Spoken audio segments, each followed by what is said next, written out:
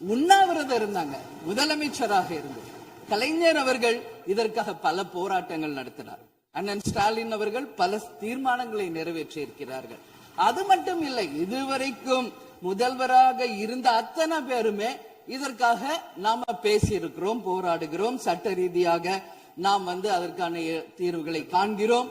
அது மட்டும் இல்லை, காவிரி மேலாண்மை ஆணையம் ஒரு தீர்ப்பு சொல்றாங்க, உச்ச நீதிமன்றம் ஒரு தீர்ப்பு சொல்றாங்க. எதுவும் பேசியும் இதுவரைக்கும் தீர்வு இல்லை.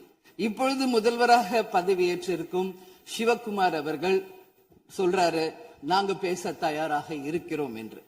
நமது முதல்வரும் சிவகுமார் அவர்களும், நான் என்ன சொல்றேன், இது எல்லாரும் மக்களுடைய, இப்போ இந்த அவை இது முக்கியமான சட்டமன்றம். இங்க வந்தவொன்னு எல்லாருக்கும் என்ன கொடுக்கறாங்க? தண்ணி தான் கொடுக்கறாங்க. அப்போ ஒவ்வொரு மனிதருக்கும் தண்ணி தான் முக்கியம். இன்னைக்கு காவேரி தாயின்னு தான் நம்ம சொல்றோம்.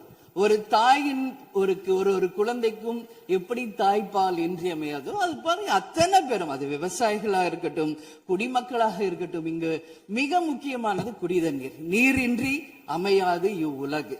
அதனால முதல்வர் அவர்களே, உங்களை நான் கேட்டுக்கிறது, எப்படி மின்மிகை மாநிலமாக தமிழகத்தை உருவாக்கணுமோ அது மாதிரி மின்மிகை நீர் மேலாண்மையை நாம் நிச்சயம் உருவாக்க வேண்டும் என்று கேட்டுக்கொள்கிறேன்.